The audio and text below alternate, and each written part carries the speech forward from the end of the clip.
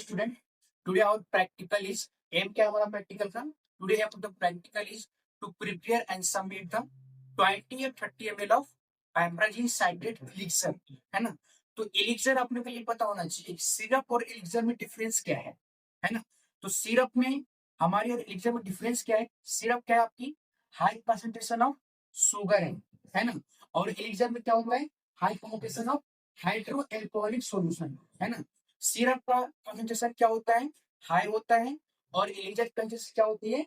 आपकी salt condition लो होता है। दूसरी बात आपकी जो लेस स्टेबल जो होती है वो आपकी सिरप की स्टेबिलिटी कम होती है और एलिजर की स्टेबिलिटी ज्यादा होती है और आपकी जो विस्कोसिटी सिरप की ज्यादा होती है और एलिजर की विस्कोसिटी कम होती है ना? दूसरी बात आपकी जब आपकी सिरप का जो नेचर होता है सॉल्यूशन का वो होता है ओपेक्यू नेचर का, ओपेक्यू सॉल्यूशन होता है और एलिजर में क्या होता है क्लियर नेचर का सॉल्यूशन होता है ना? और ये डिफरेंस था आपका सिरप और क्लींजर की डिफरेंस होती। और हमारे जो आज का जो प्रैक्टिकल है उस प्रैक्टिकल के अंदर हमारा जो मुख्य इंग्रेडिएंट है जो आपकी जो महत्वपूर्ण चीजें हैं है ना मस्ट रिक्वायरमेंट जो चीजें हैं वो सबसे पहले हम क्लींजर बनाने के लिए पहला आपका जो दवा है वो कौन सी दवा है? पाइपराजिन साइट्रेट, है ना? और उसके बाद आपका है ऑरेंज ऑयल, फिर उसके बाद क्या है? क्लोरोफॉर्म, है ना? और उसके बाद क्या है? ग्लिसरीन, है ना? और उसको मिलाने के लिए हम क्या करेंगे? वाटर यूज करेंगे जो हमने बीकर में ले रखा है ना?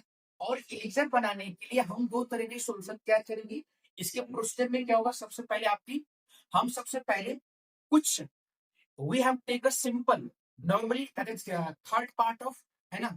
कुछ पानी के हिस्से में क्या करेंगे? आपको पाइपराजिन साइट्रेट को उसमें डिजोल्व करेंगे, ठीक है? हमने एक सॉल्यूशन बना ली, है ना? हमारा क्या होगा? वो एक आपकी एक्वा सॉल्यूशन रेडी हो गया। दूसरी आपकी हम क्या बनाएंगे?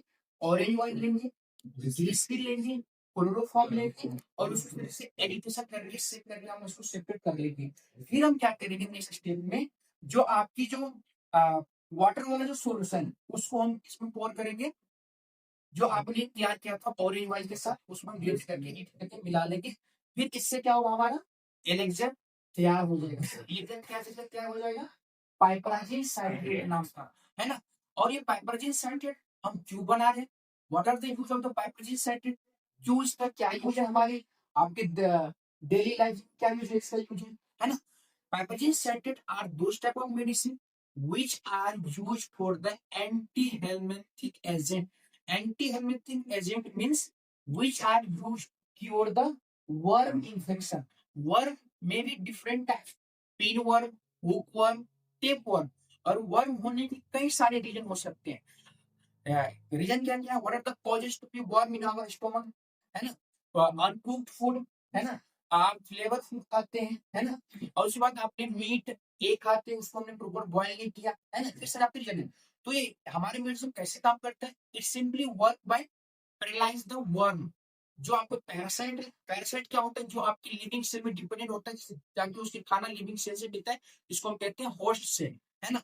उसको क्या करते हैं? दवा पैरासाइट उसको पैरालाइज करता है जिससे आपकी उसकी जो वर्म की जो मोबिलिटी है उसकी जो मूवमेंट है ना? इन्फेक्शन को बढ़ाने की काम नहीं कर सकती तो मोबिलिटी कम हो जाती है जिसकी वजह से आप सेफ हो जाते हो। इस तरीके से हमारा पैरासाइट वर्किंग करता है। ये थी आपके मैकेनिज्म ऑफ एक्शन काम करने की तरीका।